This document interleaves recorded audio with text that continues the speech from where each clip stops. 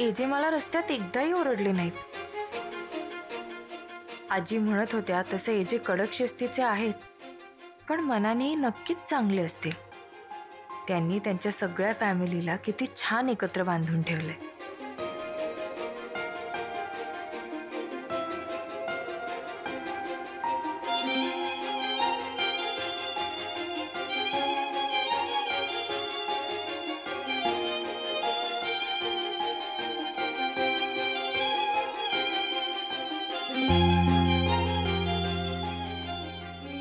आपण इथे बसणार आहोत? हो का? मी नाही बसणार आहे टेबलवर. तुम्ही मुद्दामून मला इथे घेऊन आलात ना? मला पाण्याची भीती वाटते म्हणून. एक न तुला नक्की कशाची भीती वाटते? अंधाराची का पाण्याची? आणि बाय द वे मला माहित नव्हतं की तुला पाण्याचीही भीती वाटते. हे बघ, हे रेस्टॉरंट चांगलं आहे म्हणून मी तुला इथे घेऊन आलो, पण तू माझ्यावरच चिडचिड करतेस.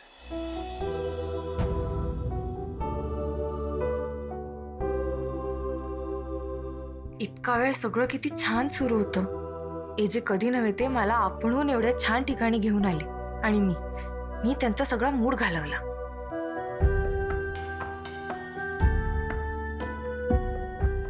ठीक आहे, बसूया आपण इथे. खरंच छानही झालं. ऍडजस्ट करायची गरज नाहीये. ऍडजस्ट नाही, खरंच आवडली ही जागा. डिसाईड कर, आवडली आहे का भीती वाटते? तसं तर भीती मला तुमची वाटते, पण पाण्याकडे बघण्यापेक्षा तुम्ही बेटर आहात. Glad to know that.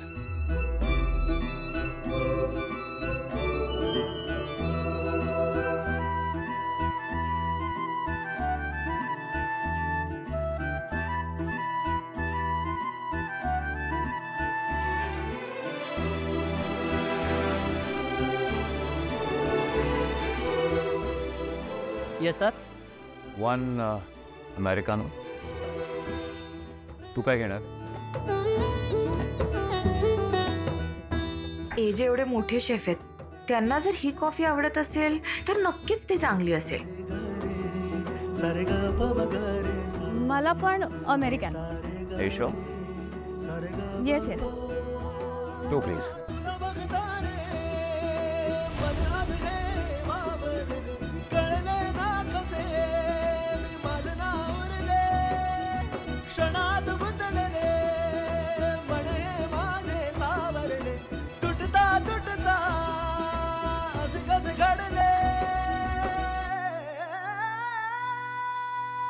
AJ, मला तुम्हाला काहीतरी सांगायचंय. ऍक्च्युली मला तुला काहीतरी सांगायचं होतं, पण आधी मी म्हणाले. हे बघ, मला आधी बोलू दे. पण माझं सांगणं जास्त महत्वाचं. माझंही. आणि तू काहीतरी रॅन्डम बोलण्यापेक्षा मी आधी काहीतरी बोलेलं बरं. ही काय जबरदस्ती आहे? आधी मला बोलायचंय. मी सांगितलं ना, मला आधी बोलायचंय. नाही, आधी मी बोल.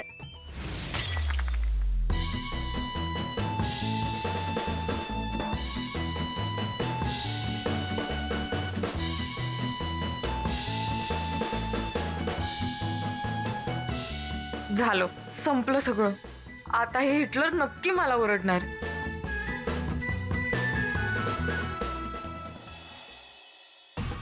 विराज, प्रमोद,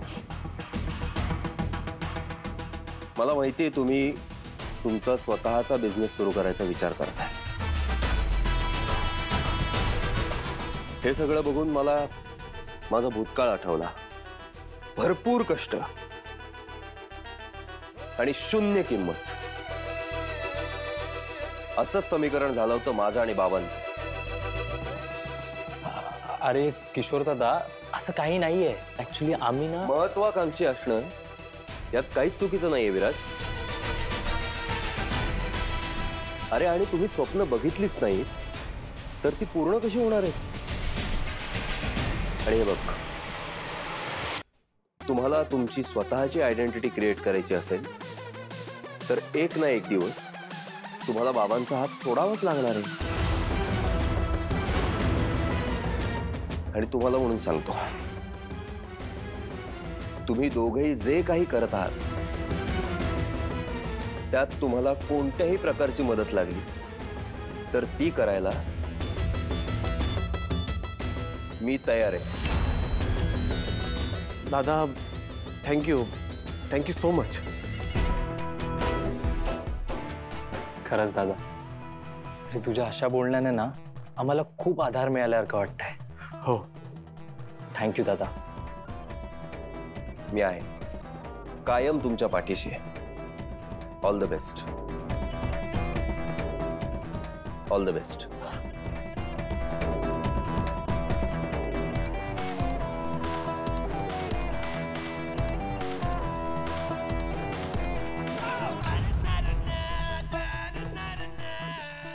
एजे, इतके दिवस तू उभ्या केलेल्या किल्ल्यावर मी हल्ला करत होतो, पण माझं नेमकं तेच चुकत होतं.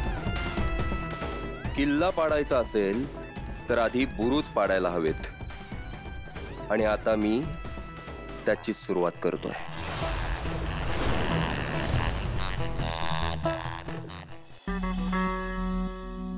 एक मिनिट, काय करते तू? हे बघ, ह्याला हात लावू नको, तुला लागेल. सोड, बस. मॅनेजर, एकही दिवस यांचा ओरडा खाल्ल्याशिवाय जातच नाही. Yes sir. हे प्लीज साफ करून घ्या. And sorry about this. Waiter, बघितलं बघ मॅडमने सकाळी सकाळी काय काम केलं. असा हा पण मॅनर्स नाहीये. तर वरती आपल्याला उत्तर द्यायला लागलं. हे लवकर क्लीन कर. Excuse me. फक्त पाण्याचा ग्लास तुटलाय, त्यासाठी कोणाचे मॅनर्स काढायची गरज नाही इथे. You should be concerned about her safety. तुमचं जे काही नुकसान झालं असेल ना, ते बिलमध्ये ऍड करा. आणि लक्षात ठेवा, आपण सर्व्हिस इंडस्ट्रीमध्ये आहोत, तिथे कस्टमर इज गॉड. लक्षात ठेवा ही गोष्ट. Yes sir. Sorry. You better be. Sorry ma'am.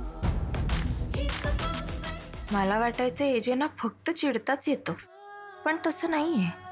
त्यांना माझी काळजी वाटत होती म्हणून ते मला ओरडले. साफ कर.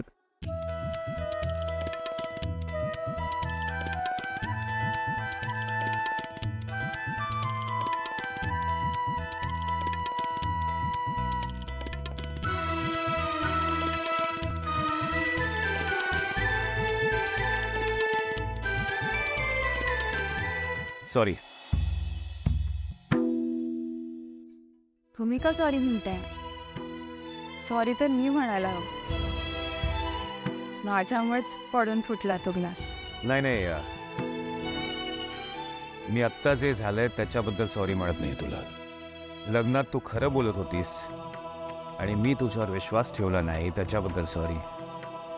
मग तसं तर मी पण तुम्हाला सॉरी म्हणायला हवं, कारण त्यावेळी तुम्ही मला विचारत होतात की काय प्रॉब्लेम आहे, आणि रेवचा जीव धोक्यात होता म्हणून मी तुम्हाला काहीच सांगितलं नाही.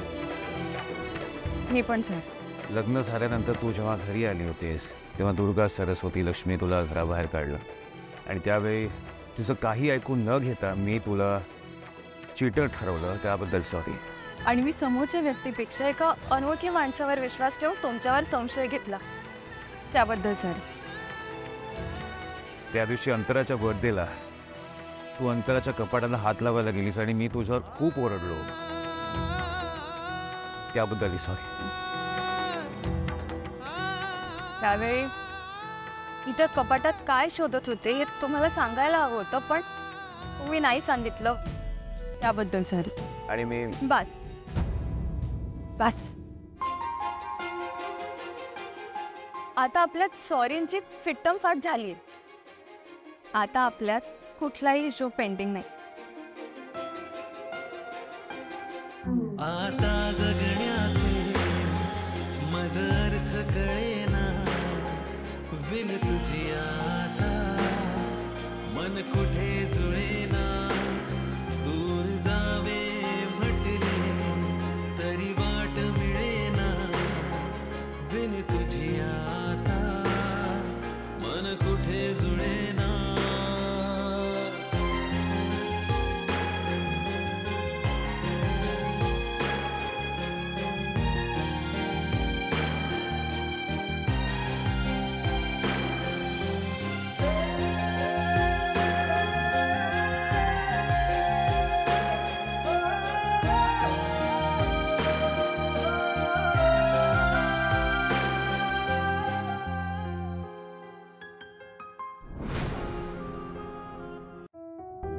एजे, एक विचारू? नाही म्हटल्यावर तू ऐकणार आहेस का? ते अवघडच आहे म्हणा. विचारतेस. तुम्ही मला फोन का वापरू देत नाही यात? मी वापरतोय फोन.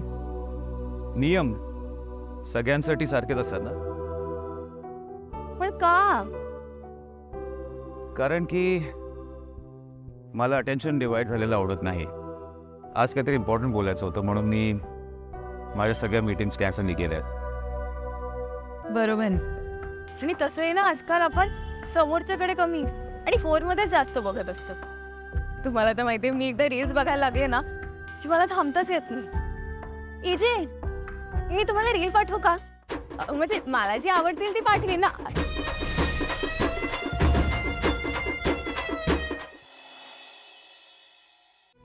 कालिंदी, तुझी एक अंगठी आहे ना ग लॉकर मध्ये? हो, आहे. विका विका, ती पण विका. ती वेळा सांगू मी तुम्हाला? हा, आपल्या कपाटात जे काही सोनं आहे ना ते सगळं विकलं ना, वितळवलं, गहाण टाकलं तरी आपल्याला साळुंखेचं कर्ज फेडता येणार नाहीये. मी काय म्हणते, ऐका ना, एजंट सारखा श्रीमंत जावई मिळालाय की नाही आपल्याला? माझं ऐका, त्यांच्याशी बोला आणि पैसे मागून घ्या. काय एवढं केलंय आजवर लीलासाठी. तिच्या चांगल्या नशिबाचा एवढा तरी फायदा करून घेतलाच पाहिजे आपण. कालिंदी, हे बोलताना तुला काहीच वाटत नाही? लीलाला मोठं केलं, त्याचा हिशोब बघायचा का तिच्याकडे? हो, का नाही करायचा हिशोब? हा, आणि मला सांगा, म्हणजे काय आयुष्यभर आई बाप्पांनी पोरांसाठी निरपेक्षपणे काहीतरी करत राहायचं आणि पोरांची वेळ आली की पोरं काय करणार? हातावर हात ठेवून बसणार? हे बघ कालिंदी, मी तुझं काही ऐकणार नाहीये. हे कर्ज आपण केलंय आणि आपणच फेडायचं. आणि यातली कुठलीही गोष्ट एजी आणि लीलाला कळता कामा नाही. बस बस, हेच. हा, तुमचा स्वाभिमान आहे ना, त्या स्वाभिमानापोटी, त्या हट्टापोटी तुम्ही माझ्या रेऊला त्या साळुंखेच्या गळ्यात बांधणार आहात. अहो, तुम्हाला काय कळतंय का? काय बोलताय तुम्ही? म्हणजे एका मुलीच्या सुखासाठी तुम्ही दुसऱ्या मुलीचा, माझ्या रेऊचा बळी देणार आहात का? तुम्हाला कळतंय का काय बोलताय तुम्ही? काय बाप आहात का कोण आहात? कालिंदी, बापच आहे मी, आणि तुझ्या एवढी रेवूची काळजी सुद्धा आहे मला. मी प्रयत्न करतोय ना. आणि हे बघ कालिंदी, पत्नी म्हणून मला तुझी मदत हवी आहे. हे असं टोचून बोललं नको. काही काळजी करू नको, सगळं होईल व्यवस्थित. नवऱ्यावर विश्वास ठेव. विश्वास डोंबलाचा. नवऱ्यावर विश्वास ठेव म्हणे. विश्वास ठेवला काय झालं? हे बघा काय करताय. हा, विसरलात का? तो साळुंखे दारात आला होता, त्याच्या माणसाला घेऊन काय काय केलंय त्याने. तरी पसा खरडे घशी करत बसा. मोहिते, तुम्हाला एकच मुलगी नाहीये, लक्षात ठेवा, विसरू नका.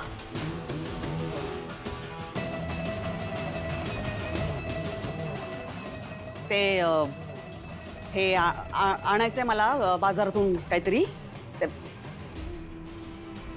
किती संकट आली तरी गिळायला लागतच ना.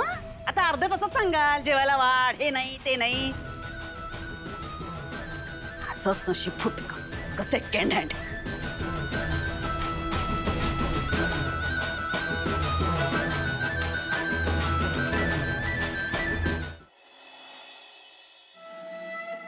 चल ग बाई, फोन उचल.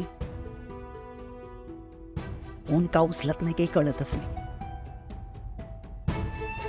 रेवसे बाबा म्हणाले होते फोन नको करूस, पण असं कसं चालेल? ते तर काही करणार नाहीत. उद्या तो साळुंखे वरात घेऊन दारात समोर आला ना तरी काही करायचे नाहीत. त्या पैशांची व्यवस्था कशी करू मी माझी? एजंट सारखा श्रीमंत जावे काय उगाच केलाय खपून? त्यांच्याकडून मदत घ्यायलाच हवी. काहीच हरकत नाही, एजंट कडूनच पैसे घ्यायला हवे.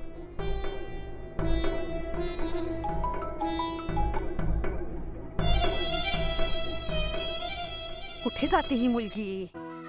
कामाच्या वेळी धड जागेवर नसते. काय करू मी? एजंटना फोन लावू का? नको, एजंटना फोन रेवचा प्रश्न. साळुंखे परत दारात येईल, परत माझ्या रेवला त्रास देईल आणि हे काही करायचं नाही. एजंटना फोन लावतेच.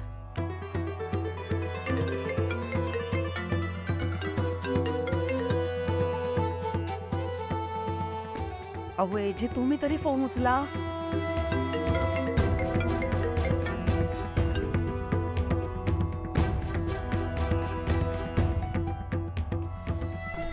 आता काय करू?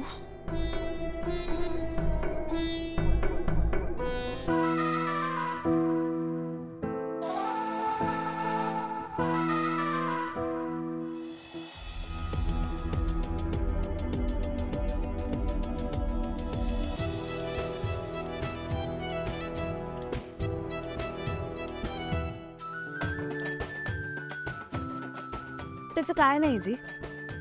रील्समध्ये मला इतक्या छान छान गोष्टी दिसतात ना, अशा गोष्टी ज्या आधी मी कधीच बघितलेल्या नाही आहेत. आणि काही काही गोष्टी तर अचानक खूप आपल्याशा सुद्धा वाटतात. तुम्हाला पण मी रील्स पाठवेन अशा छान एक्स वाईफ बद्दलच्या वगैरे, त्यांच्या छान जुन्या आठवणींच्या. छान वाटेल तुम्हाला.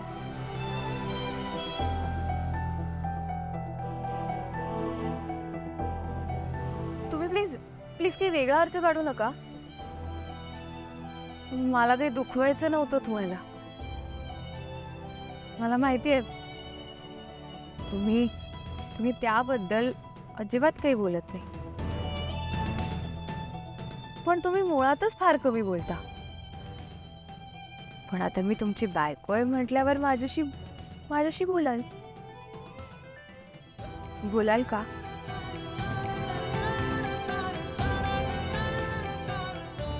कधीतरी तरी नक्की बोला. आणि तसे मी अंतराताईंना एक्सेप्ट केलंय माझ्या नवऱ्याची. बस बस बस, तुला कळतंय तू काय बोलतेस? मला तर व्यवस्थित कळतंय मी काय बोलते ते. तुम्हाला कळत नसेल तर परत सांगते.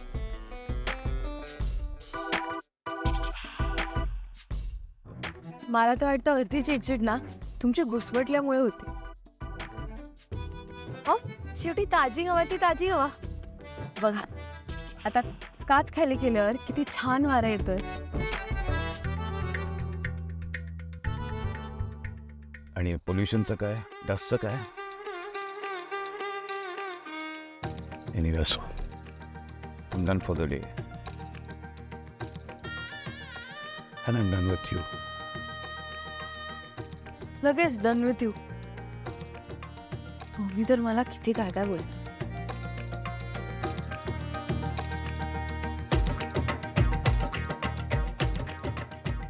कधी कधी आपल्याला आवडत नाही तसे संवाद करावे लागतात हिटलर. आता बायकोबद्दल बोलणारच नाही असं कसं चालेल? मी तुमची बायको आहे ना आता, मग मला हक्क नाही का तुमचा दुखऱ्या कोपऱ्या जाणून घ्यायचा?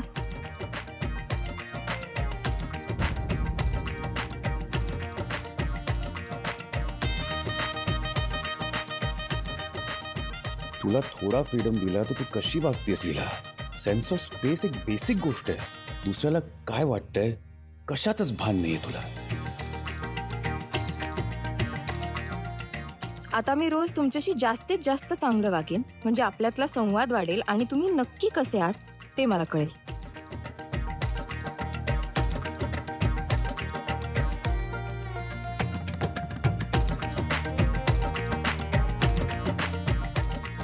तुला परत डेटवर न्यायची चूक मी करणार नाही लीला, कारण तुला मी एकदाच सहन करू शकतो.